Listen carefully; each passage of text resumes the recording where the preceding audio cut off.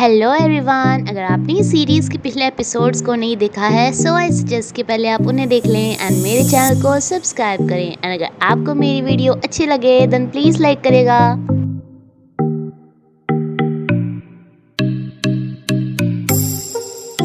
Episode की शुरुआत में ये अपने रूम में बैठी हुई अपनी पापा की बातों को याद कर रही होती है, जो कि इसे डांट रहे होते हैं कि इतना सब कुछ करो कि लोग तुम्हारी कद्र करें, तुम्हारी वैल्यू करें। तभी इसे एक आइडिया आता है, ये अपने सभी फ्रेंड्स को लेके शाओयान के घर पे पहुंच जाती है कि मैं सबको बताऊंगी अपनी कंपनी में मैंने वो पैसे इस घर पे लगाए हैं, हम इस घर को लेके एक प्रोजेक्ट तैयार कर रहे हैं। ऐसे मैं एक्सप्लेनेशन दे के सभी को बता दूंगी कि मैंने इस सब कंपनी के लिए ही किया है। अब इस पे लगातार काम करना शुरू कर देती है, जहाँ पे खुद तो खा ही नहीं रही थी, दूसरों को भी इसके वजह से खाने को नहीं मिल रहा था। सिर्फ लगातार काम। इसके अंकल ने ये तो इसे पहले ही बोल दिया था कि कंपनी के सारे कामों से ये कुछ दिनों के लिए बेदखल कर दी गई है, इसलिए इस प्रोजेक्ट के लिए कंपनी से एक भी पैसा नहीं दे सकती थी। ये काफ़ी सारे इन्वेस्टर्स की हेल्प मांगती है कि वो इस प्रोजेक्ट में पैसे लगाएं, लेकिन कोई भी इतने छोटे से बिजनेस में पैसे लगाने को तैयार नहीं था। लास्ट में भी जब पूरी रात ऐसे गुजर जाती है तो अगले दिन भी जब शायान सबके लिए खाना बना के लाता है तब भी इन्हें लेके चली जाती है, बिकॉज एक नया आइडिया आता है कि लोग इन्वेस्ट इसलिए नहीं करें कि छोटा प्रोजेक्ट है तो क्यों ना ये इस बड़ी सी जगह, इस पेट के फ्यूनरल वाली जगह को भी लेके प्रोजेक्ट तैयार करे। जूलियन बाकी दोनों भी से समझाते हैं कि इतनी ज़ोर से ये कार ना चलाए, ये पूरी रात से सोई नहीं है, इन्हें कार चलाने दे, बट ये नहीं मानती। एंड देन इसके बाद ये एक्सीडेंट होने से भी बाल बाल बचती है। यहाँ पे उतरते ही अपने आइडियाज़ इन्हें बताने लगती है, लेकिन जोली इस पे काफ़ी गुस्सा होती है कि तुम क्या अपना अपना ही सोच रही हो, अभी तुम्हारे वजह से हम सब मरने वाले थे एंड तुमने ये सोचा कि तुम्हारे चक्कर में हम तीनों भी बिना खाए पिए तुम्हारे साथ लग रहे हैं, तुम बहुत ज़्यादा सेल्फिश हो रही हो। लेकिन ये कहती है कि मैं अपनी वैल्यू बढ़ा रही हूँ, वैल्यू से ही सब कुछ होता है। अगर मैं इतनी बड़ी कंपनी की सीईओ ना होती तो क्या ये अपना काम छोड़कर मेरे साथ यहाँ पे आता या फिर तुम मेरे साथ आती। जोली को काफ़ी ज़्यादा गुस्सा आता है क्योंकि ये इसके साथ इसकी बेस्ट फ्रेंड बन के रहती थी, बट इसने जोली को सिर्फ एक एम्प्लॉय समझा, इसलिए इसे सुनाकर चली जाती है। ये काफ़ी ज़्यादा सैड हो जाती है क्योंकि इसे कंपनी को अपनी पोजीशन बचाने के लिए कुछ भी रास्ता नज़र नहीं आ रहा था। इसलिए जाओयान इसे एक जगह पे लेके जाता है जो कि कभी एक अम्यूज़मेंट पार्क हुआ करता था एंड इसके पापा यहाँ पे काम करते थे, लेकिन इसके पापा की डेथ के बाद ये जगह बंजर हो गई। एंड इसी जगह पे इसे इसका फ्रेंड लूफान भी फर्स्ट टाइम मिला था, जिसने इसके पापा की डेथ के बाद इसे कहा कि मेरा अपने मॉम के पास ना मन नहीं लगता है तो क्यों ना मैं तुम्हारे साथ रहना स्टार्ट कर दूँ। लेकिन दरअसल लूफान का इसके साथ आने का मेन मोटिव यही था कि कहीं अपने पापा के बाद अकेला ना रह जाए। तो जब यान इसे रियलाइज़ करवाता है कि फ्रेंड्स कितने ज़्यादा ज़रूरी होते हैं एंड इसे अपनी फ्रेंड जूली को ऐसा सब कुछ नहीं बोलना चाहिए था। ये इसे घर जाके लेटा देता है, जो कि सोते हुए भी बस यही बोल रही थी कि जोयान हम जीत कर ही रहेंगे, मैं अपनी पोजीशन हासिल करके ही रहूँगी।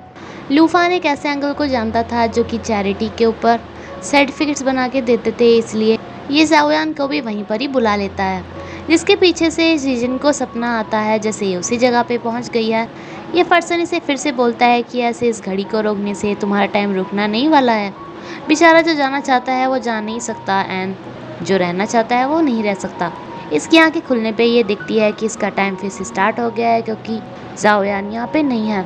ये इसकी लोकेशन चेक करने ही वाली थी कि इसे एक फ़ोन आता है किसी इन्वेस्टर का, जो इसे बताते हैं कि हम आपके प्रोजेक्ट में पैसे लगाने के लिए तैयार हैं, जिसके लिए हम आपसे अभी के अभी मिलना चाहते हैं। एंड ये सबके लालच में यहाँ से चली जाती है। ये कोई पुरानी डरावनी हवेली थी जहाँ से इसे आवाज़ आने लगती है कि तुमने मुझे पहचाना, मैं तुम्हारा वही पुराना एम्प्लॉय हूँ जिसे कि तुमने सिर्फ इसलिए निकाल दिया था क्योंकि मैं 2 मिनट लेट हो गया था।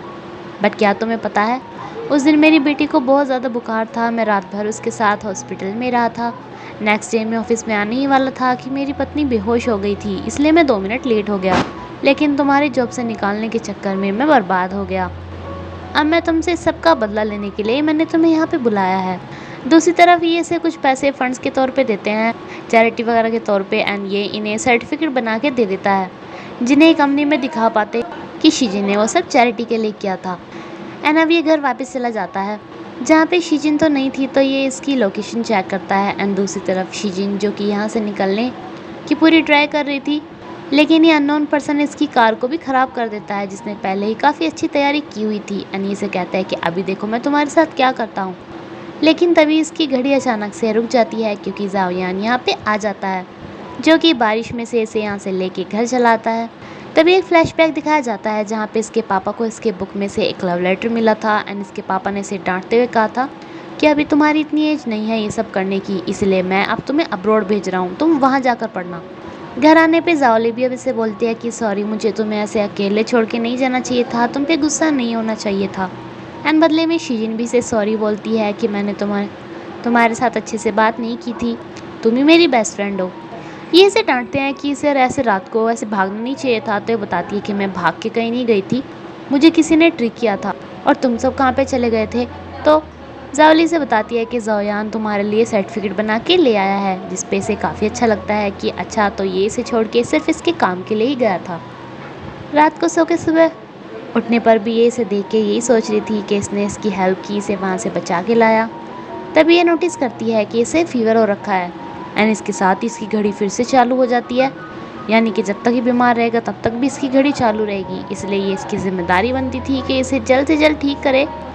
इसलिए ये जाओली को फ़ोन करके पूछती है कि थर्मामीटर वगैरह कहाँ रखा है, क्योंकि इसकी तबीयत ख़राब हो गई है। उधर से लूफान इसे बताता है कि उसे एक सूप दे देना चाहिए। सबसे पहले तो उसे ब्लैंकेट उड़ाना चाहिए, क्योंकि वो अपना ख्याल बिल्कुल भी नहीं रखता। दैनी इसके लिए खुद ही सूप बनाना स्टार्ट कर देती है, जिसने कभी रसोई में झांक के भी नहीं देखा था। एन इस चक्कर में रसोई का पूरा हाल कर देती है इसे सूप देने के लिए। ये दोनों आके शॉक्ड हो जाते हैं कि आज शीजिन ने इसके लिए खाना बनाया है। एंड जाओली को तो यकीन ही नहीं आ रहा था कि ये किसी के साथ इतना अच्छा व्यवहार कैसे कर सकती है। ये जायोन को रजाई में से हाथ भी बाहर नहीं निकालने देती है, अपने आप ही इसे खाना दे रही थी, जो कि इन दोनों को हजम नहीं हो रहा था। अब जब ज़्यादा ही हद हो जाती है, ये इसे फूंक मार मार के खिला रही होती है, तो ये दोनों इन दोनों को ही लेके जाते हैं कि तुम दोनों के बीच में रात को कुछ पक्का हुआ है ना। जाओयान इसे बताता है कि शायद वो मेरी हेल्प इसलिए कर रही है क्योंकि मैंने उसे रात को बचाया था। एंड जिकिन इसे बताती है कि मैं उसकी हेल्प इसलिए कर रही हूँ क्योंकि ये घड़ी रुक ही नहीं रही है, जब वो ठीक हो जाएगा तो ये घड़ी रुक जाएगी।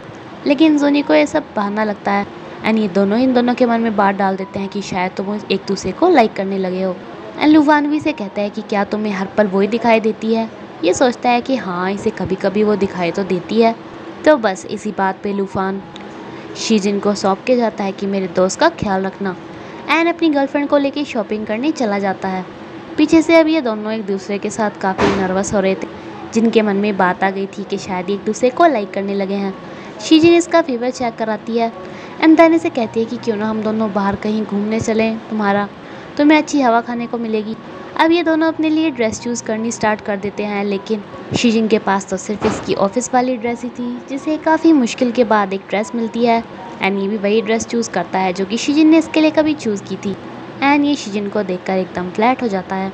देन ये दोनों बाहर जाते हैं, जहाँ पे शीजिन इसे थैंक्स बोलती है रात की हेल्प के लिए एंड चैरिटी सर्टिफिकेट के लिए। बट तभी इससे एक लड़का टकरा जाता है एंड इसकी जिपर टूट जाती है एंड ये आती है इसकी बाहों में। अब ये बहुत ज़्यादा अनकंफर्टेबल फील कर रही थी, जबकि इसे बात बता भी नहीं सकती थी।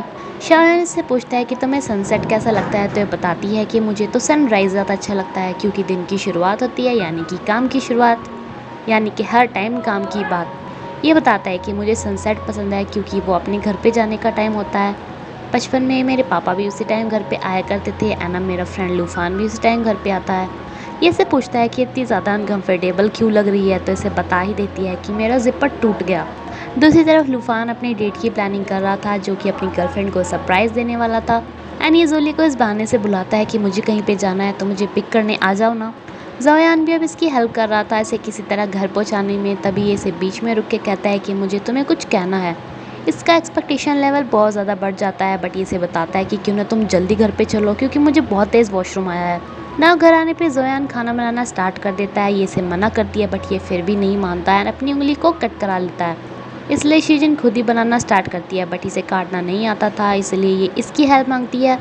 एंड एक दूसरे की हेल्प करने के चक्कर में दोनों काफ़ी बार एक दूसरे के क्लोज आते हैं। एंड इसी के साथ ये एपिसोड ये पिक ख़त्म होता है फ्रेंड्स। अगर आपको ये वीडियो अच्छी लगी हो तो प्लीज़ लाइक करिएगा। Thank you.